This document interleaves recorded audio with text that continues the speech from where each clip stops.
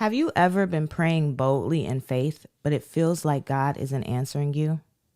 If that sounds like you, then stay with me because in this episode, I am going to reveal to you a principle about faith that could possibly change the way that you approach your situation and see results. So let's get into it. For the past couple of weeks, I've been praying to God about something very specific. And when I observe the way that I approach God in prayer, it's usually very bold. It's full of faith. It's very confident. It's the way that we've been talking about over the past few weeks on this podcast. And so the other day, I was having a conversation with my mom, and the situation in which I've been praying to God over came up in our conversation. And when we were talking about it, she said something and my response was, oh, well, that's not going to happen, or I can't do that. And immediately as I said it, God convicted me and he said to me, how can you pray to me in boldness and in confidence and say that this is going to happen, but your response to your circumstances or your response in your everyday life is filled with doubt? God told me that if you want to see me move, you have to match your words in prayer to what you are saying when I'm not around. And I decided to include this topic in our How to Pray series because it showed me you can pray with boldness all you want. You can change your tone all you want. You can seek God persistently with the same tone all you want. But persistence is not just about your tone in prayer. It's about your tone in your everyday life. It's about being persistent no matter if you feel like God is watching you or not. It's about being persistent no matter if you're praying or if you're just going on about your day. Persistence is maintaining that tone no matter what is happening. And so we have to get out of this habit of going to God one way, full of faith, but then when something happens, we don't respond with faith. When someone is talking to us, we don't respond with faith. We respond with doubt. It's an inconsistency, and then we wonder why God is not moving in our life. And I know that this is easier said than done, but today my goal is to help you the same way that God helped me. You know what this reminds me of? Have you ever heard someone talk about how they act differently when they're alone and they're not around people? So for example, maybe when they're in public, they're very shy, they're very timid, they're very quiet and reserved. But when they're at home in their own space, they're very loud. They like to laugh. They like to dance. They have this whole other personality that other people don't know about. Or another example, you might see people where in public, they're very loud, they're very social. They could also be very goofy. But then when they go home and they're in their own space, they're very reserved. It's like they have one personality when they are around people, and then they have another personality when they are alone in their own space. I know you may be wondering, why am I bringing this up? But the reason why is because this is natural, right? A lot of us actually do this. We present ourselves one way in public, but in private, we have a lot of things about ourselves. We have a lot of characteristic traits that many people do not know about. And the reason why is because when you are alone and you are in your own space, you feel more comfortable with being vulnerable and expressing how you truly feel or expressing who you really are. It's a natural thing that every single one of us do. And because it's so natural and because we are accustomed to it, we tend to carry that trait into our relationship with God. Think about it for a moment.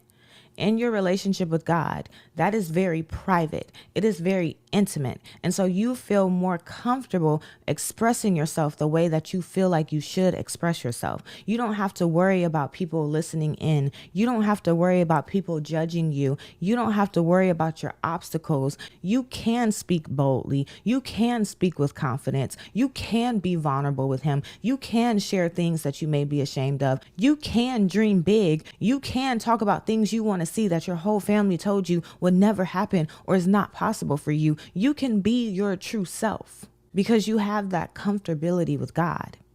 But when we leave our prayer closet, we're in a different atmosphere. Now we have to face our obstacles. Now we have to face our hardships. Now we have to face our unsupportive peers. Now we have all these things and we feel like we can't truly be ourselves. We can't truly show our vulnerability. So we have to put on a front and we have to present ourselves another way in order to mesh in the environment around us. And so this is how we tend to operate in our day-to-day life. Pray to God in boldness, speak doubt in our atmosphere. And the reason why it's not working and you're not seeing God move is because you failed to realize that God does not want a performance. He wants your faith. God tells us multiple times in the Bible that faith is what opened doors. God told us in the story that we talked about last week about being persistent. He said, I will move quickly for people, but how many will I find who has faith? We have to get an understanding of what faith is. Faith is not just saying that you believe. It's not just claiming that you believe. Faith is shown in what you say, what you do, and how you respond to things. God wants you to get to a place where faith is a characteristic in you. It's not something that you can shut on and off. It's not something that you can do in your private time with him. But then when you get into the real world, when obstacles start coming your way, then it's like, oh my God, I don't know where faith went. God wants faith to be rooted in you, where it's not something you can just flick on and off. God wants faith to override the doubts in you, where it's a reflex. Even when you're hit with obstacles, even when you're hit with hardships, you don't have the reflex to respond in doubt. You don't have the reflex to respond in fear, but you have the reflex to respond in faith. You have the reflex to stop what you're doing and invite God into that moment by praying to him and speaking with boldness the same way that you do when you're in your prayer closet by yourself. And I'm not saying this to beat you up because, like I said, God checked me about it, right? But I'm saying this because I really wanted to do this How to Pray series so that you can understand how to approach God and the ways that you should go about it to actually see him move in your life. There are so many people who say, I don't see God. I don't hear God. I don't feel God. I don't know what God is doing. I feel like I spend all this time with him and I'm not seeing anything. And these are the things that can be hindering why you are not sensing God's presence.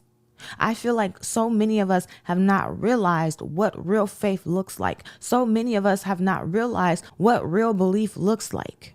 And we have to learn this and take the necessary precautions to change so that we can start deepening our relationship with God and hearing him and seeing him more in our life. And so that is all that I have for you today. Before we go, I do have a weekly action step that I would love to give you. What I want you to do is I want you to just start observing yourself and observing how you navigate through situations.